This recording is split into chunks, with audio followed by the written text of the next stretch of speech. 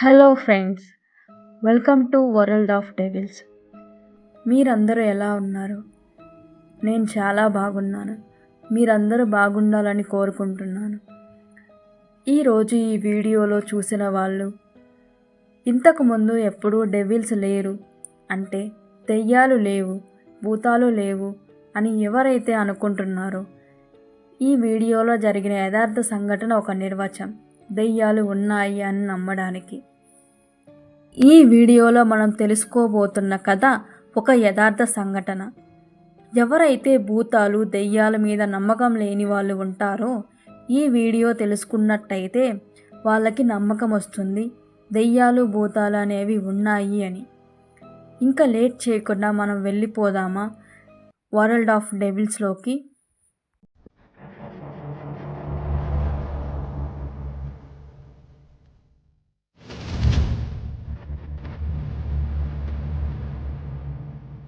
అప్పటికే 3 గంటలయింది. Virinchi pen paper పట్టుకొని ఒక్క ముక్క కూడా రాయలేకపోయాడు.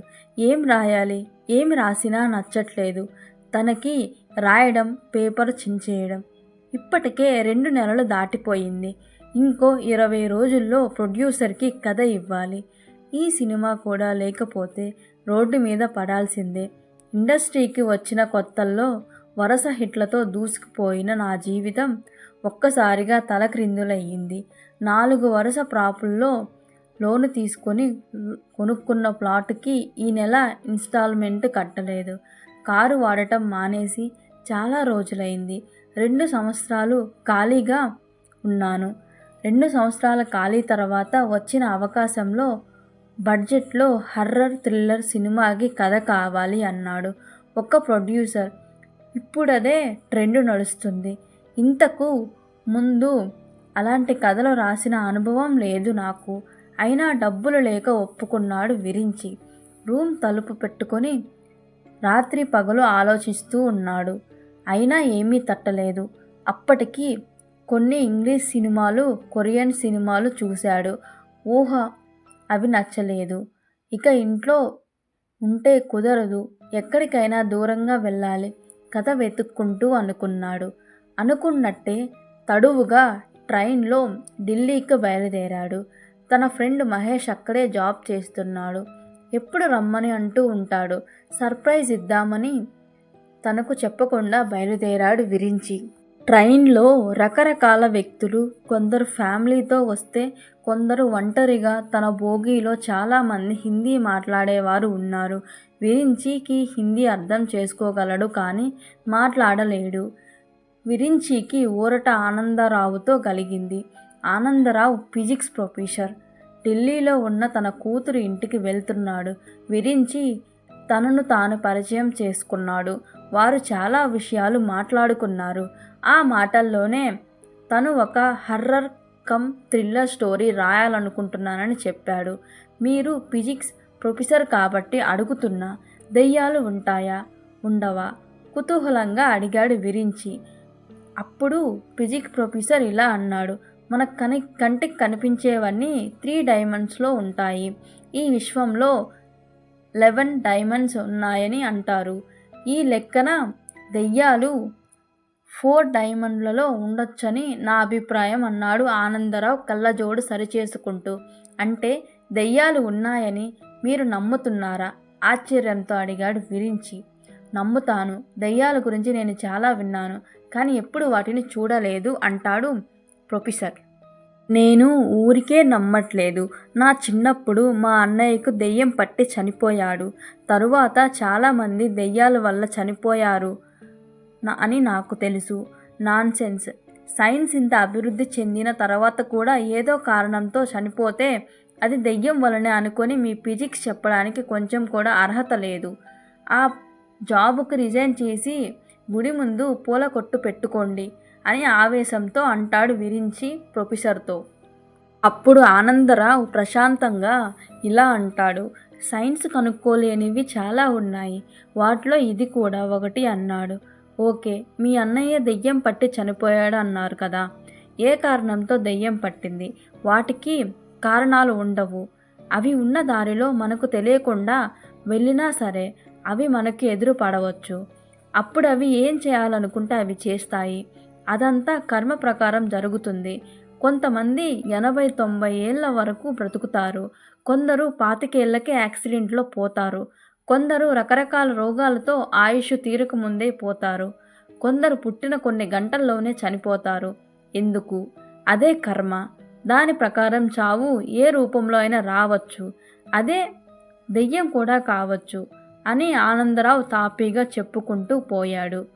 అంటే మన ఆయువు తీరితే దెయ్యం కూడా ఒక మీడియంగా మారి ఏ కారణం లేకుండా చంపుతుంది అన్నమాట.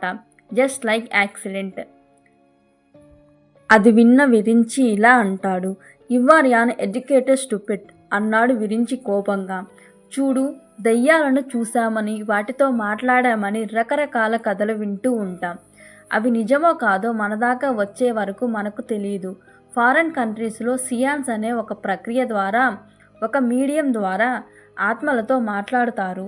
దీని గురించి నీకేం తెలుసు? చనిపోయిన తర్వాత జీవితం ఎలా ఉంటుందో వాటిని అడిగి తెలుసుకుంటూ ఉంటారు.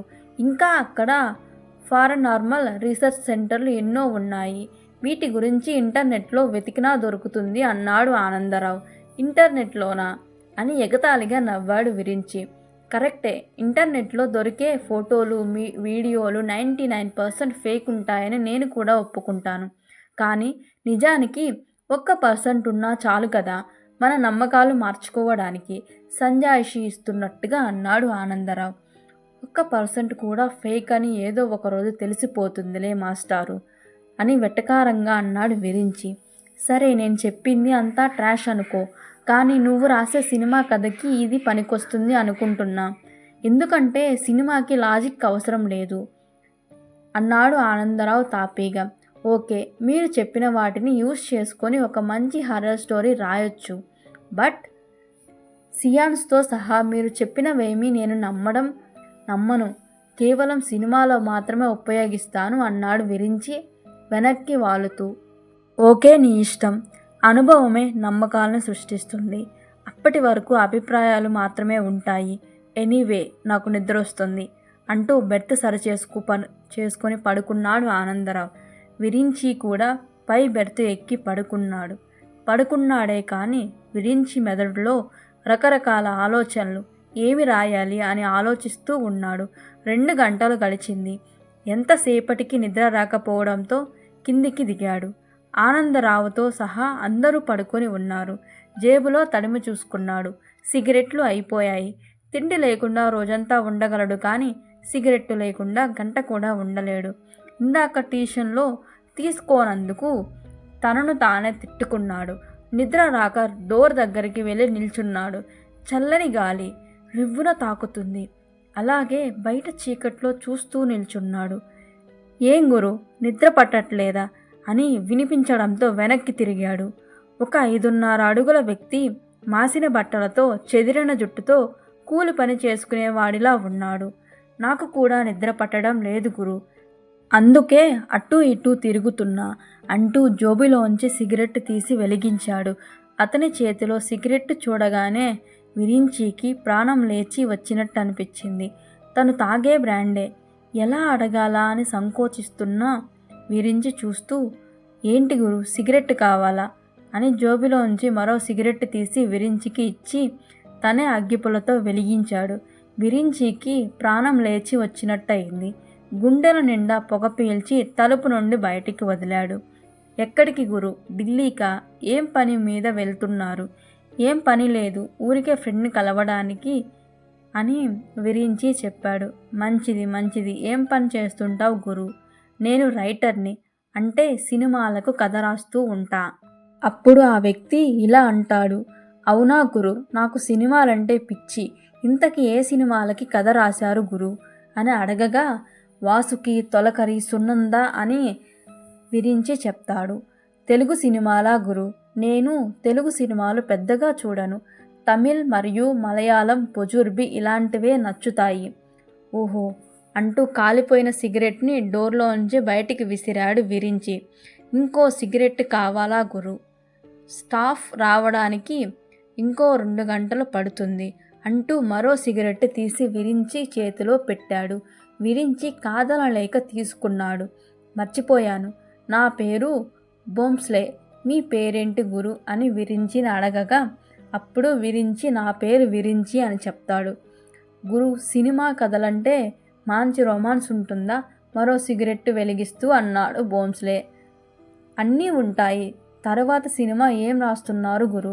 విరించికి చెప్పాలని అనిపించకపోయినా హర్రర్, థ్రిల్లర్ ఇలాంటివి అన్నాడు. అవి ఎవరు చూస్తారు గురు? మంచి మసాలా సినిమా రాయకూడదా? మాలాంటి వాళ్ళు ఎగబడి చూస్తారు. పళ్ళని కనిపించేలా నవ్వాడు బోంస్లే. అతని పళ్ళని గారపట్టి ఉన్నాయి. విరించికి అతన్ని చూస్తేనే అసహ్యం అనిపించింది. విరించి ఏం మాట్లాడలేదు. గురు, మీరేమనుకోవద్దు, నేను కూడా ఒక మంచి కథ చెప్తా గురు, ఎప్పుడైనా అవసరమైతే వాడుకోండి. విరించి అదేమీ పట్టించుకోకుండా చేతిలో ఉన్న సిగరెట్ వెలిగించి డోర్ నుండి బయటకు చూడసాగాడు. మా ఫ్రెండు చంద్రకాంత్ గాడి పక్కింటి ఆంటీతో లవ్ స్టోరీ చెప్పమంటావా గురు? మంచి థ్రిల్లర్ కథలా ఉంటుంది నవ్వుతూ అన్నాడు బోంస్లే. విరించి అసహనంగా చూశాడు. పోనీ నా 7వ తరగతిలో సోనాత్లో జరిగిన లవ్ ఫెయిల్యూర్ స్టోరీ చెప్పమంటావా గురు? మంచి ఫీల్ ఉంటుంది. ఆ బాధ తట్టుకోలేకే నేను చదువు మానేశాను. చెప్పమంటావా గురు అన్నాడు. విరించి సిగరెట్ బయట పారేసి చిరాకుగా బోంస్లే వైపు చూశాడు. ఏదో సిగరెట్ ఇచ్చిన కృతజ్ఞతా భావంతో అప్పటిదాకా భరిస్తూ వచ్చాడు. ఇంకా ఓపిక నశించింది. నాకు నిద్ర వస్తుంది, వెళ్ళి పడుకుంటా అన్నాడు. అవునా గురు, ఇంకొద్దిసేపు ఉంటే మంచి స్టోరీలు చెప్పేవాణ్ణి. ఓకే గురు, గుడ్ నైట్. విరించి అక్కడి నుండి వెళ్ళిపోయాడు. టైం చూసుకుంటే 1 గంట అయ్యింది. అసలు ఆ బోంస్లే ఎవరు? విరించిని ఎందుకు కలిశాడు? విరించి కథ రాశాడా లేదా అన్న విషయాన్ని రేపటి వీడియోలో మనం తెలుసుకుందాం. ఈ వీడియో మీకు నచ్చితే లైక్ చేయండి. అలాగే ఇలాంటి దెయ్యాల స్టోరీస్ కావాలంటే మన ఛానల్ని సబ్స్క్రైబ్ చేసుకోండి. అండ్ బెల్ ఐకాన్ మీద క్లిక్ చేసి ఆల్ ఆప్షన్ మీద క్లిక్ చేయండి. అప్పుడే నేను పెట్టే ప్రతి వీడియో మీకు నోటిఫికేషన్ ద్వారా మీ ఫోన్లోకి వస్తుంది. Thanks for watching my video.